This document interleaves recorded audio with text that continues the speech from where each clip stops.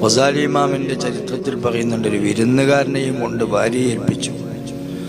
നിസ്കരിക്കാനോ മറ്റോ എന്തോ ആവശ്യത്തിന് പോയി. നിസ്കാരത്തിന്റെ സമയമായപ്പോൾ വിരുന്നുകാരനോട് ഭാര്യ പറഞ്ഞു, സമയമായി, നിസ്കരിക്കണ്ടേ? നിസ്കാരമൊന്നുമില്ല.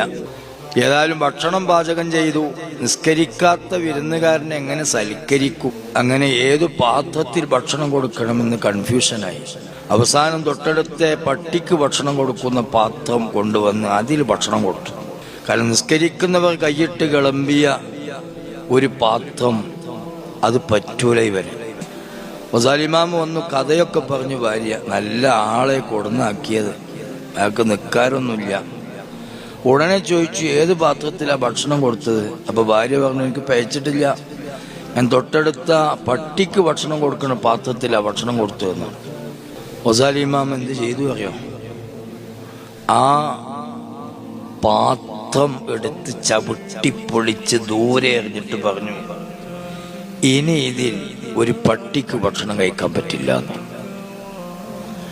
പട്ടി കഴിച്ച പാത്രം നിസ്കാരം ഉപേക്ഷിക്കുന്നവന് ചേരും, നിസ്കാരം ഉപേക്ഷിക്കുന്നവൻ കഴിച്ച പാത്രം പട്ടിക്ക് ചേരൂല. അത്രയും നീചനും നികൃഷ്ടനും ഈ ദീനിൽ നയാ കാശിന് വിലയില്ലാത്തവനും ഒരു ചെറിയ തരി പോലും സ്ഥാനമില്ലാത്ത ചെറ്റയാണ് നിസ്കരിക്കാത്ത വ്യക്തി. അത് പെണ്ണുങ്ങളൊക്കെ ശ്രദ്ധിക്കണം. കല്യാണങ്ങള്, സൽക്കാരങ്ങള്, അത് ഇത് അവിടൊക്കെ നിസ്കാരം കഥയാകാം. ഇനി നിസ്കരിക്കാൻ സമയമായോ എന്ന് ശ്രദ്ധിക്കാതിരിക്കുക.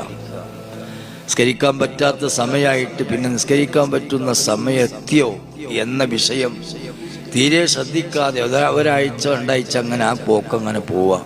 ഒന്ന് പ്രസവിച്ചു കഴിഞ്ഞാൽ പിന്നെ 10, 40, 60 ദിവസം വഹിക്കില്ല.